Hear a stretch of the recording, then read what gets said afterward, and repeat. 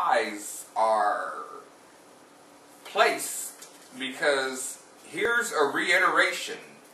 Verse 43 is a reiteration of what was stated earlier in the very same chapter. So I want to read that to you. And we'll start it from 24 and 10. And it says, "And the servant took 10 camels of the camels of his master and departed. For all the goods of his master were in his hand. And he arose and went to Mesopotamia, unto the city of Nahor. And he made his camels to kneel down without the city by a well of water at the time of the evening, even the time that women go out to draw water." This is what he actually said. "And he said, O Yahweh God of my master Abraham, I pray thee, send me good speed this day, and show kindness unto my master Abraham." Verse 13. "Behold, I stand here by the well of water, and the daughters of the men of the city come out to draw water." Verse 14. "And let it come to pass that the damsel to whom I shall say, Let down thy pitcher, I pray thee, that I may drink, and she shall say, Drink, and I will give thy camels drink also. Let the same be she that thou hast appointed for thy servant Isaac, and thereby shall I know that thou hast showed kindness unto my master." Verse 15. "And it came to pass, before he had done speaking, that behold, Rebekah came out, who was born to Bethuel, son of Milcah, the wife of Nahor, Abraham's brother, with her pitcher upon her shoulder." Verse 16. "And the damsel was very fair to look upon, a virgin, neither had any man known her. And she went down to the well and filled her pitcher and came up." Now, the word virgin there is, as we said, 1330. Now, you'll see in verse 12, it was when he was making a reiteration. In verse 12, it was the damsel. But when it talked about the fact that no man had known her, then that's when they were using the word virgin. And that's where we have a different word.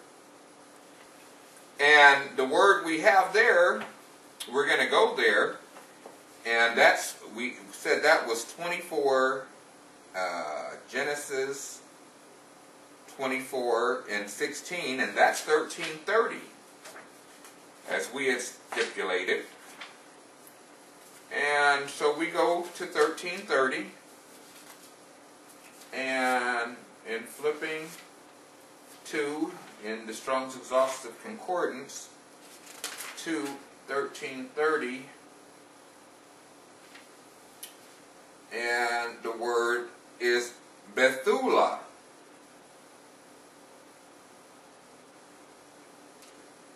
And it does not mean a maid. Bethulah does not mean a maid or a damsel or any of that. Bethulah means a virgin. That's the Hebrew word for virgin. So what you have is you have somebody speaking, and he's communicating this in Hebrew, which Moses had wrote it. And in verse 16, it was a Bethulah that had not known any man, but in verse 12, it was a damsel, whereby that was the reiteration that was supposed to be in 43. So then how did 59:59 come to be translated as when the virgin cometh to draw water? No, you don't speak of the virginity of the woman. You reiterate what was said in verse 12 and what was said, verse 13, I believe it was. And so you reiterate what was communicated in verse 13, and that was a damsel or a maid or a young woman, because you don't speak of the sexuality of the virginity of that individual in that fashion. And to further support that position, we have Exodus chapter 2 and verse 8. Because if you don't know how to discern a lie, people are going to lie to you all the time. But if you learn how to discern a lie, then people will realize they can't lie to you, and they might tell you the truth. Now this is what it says in Exodus chapter 2 and verse 8. And this is about Miriam that went to go draw the water. She was Moses' older sister. Maybe she was 7 or 8 years old at that time. And it says, and Pharaoh's daughter said to her, go. And the maid went and called the child's mother. Now this is 59:59. So 59:59, which is Alma, means virgin. Then it says, and Pharaoh's daughter said to her, go. And the virgin went and called the child's mother. You would in no way speak of the virginity there, because it has no application to the context of what's being communicated. And so what you have, when you go to Genesis chapter 24 and you have the man calling when the women come out to draw water, and you speak when the damsel, let the damsel that comes forth to draw water, and I want to articulate that, exactly.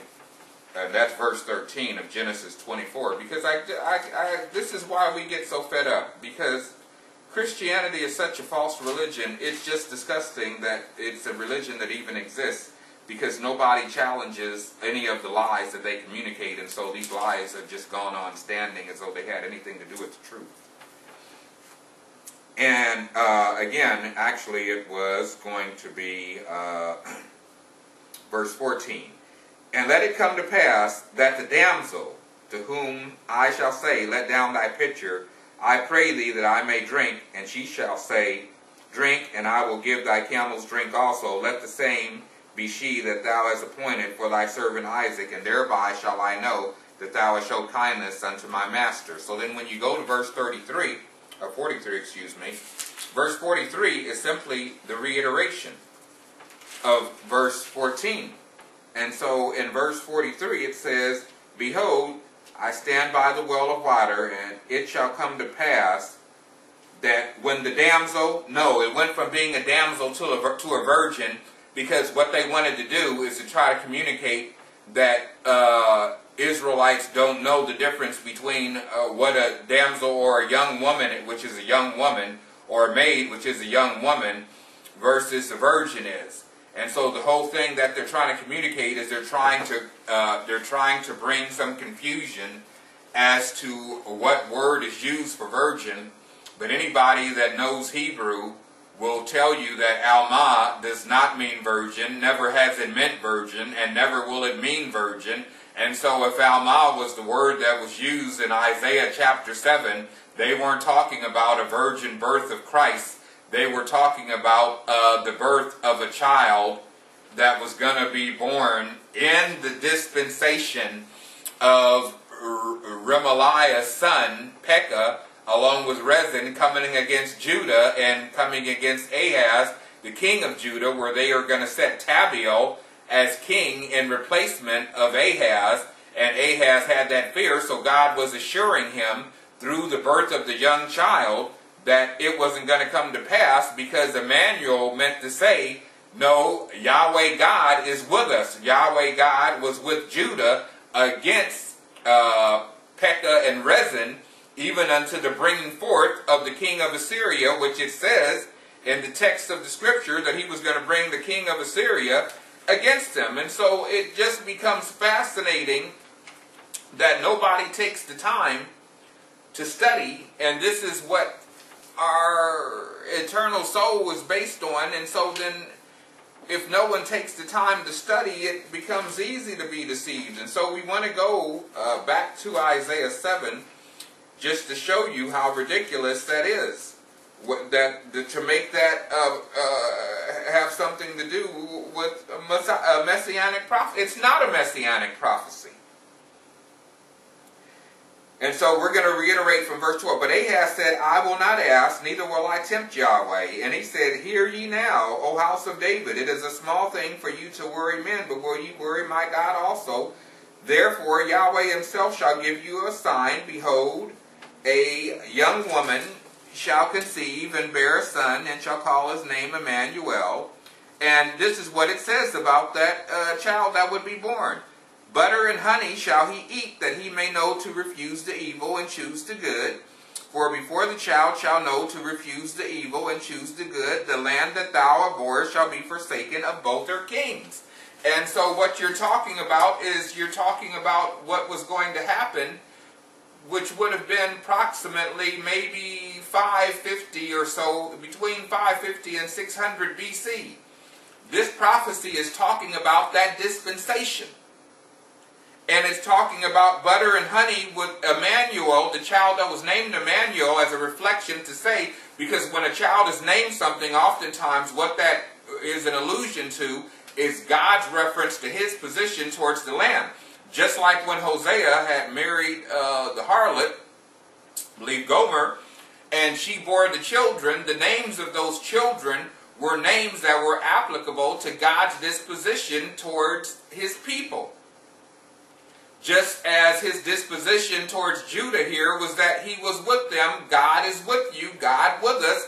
That's why the name Emmanuel, God is with us, and he's going to bring the king of Assyria against our enemies. And that's what's being communicated.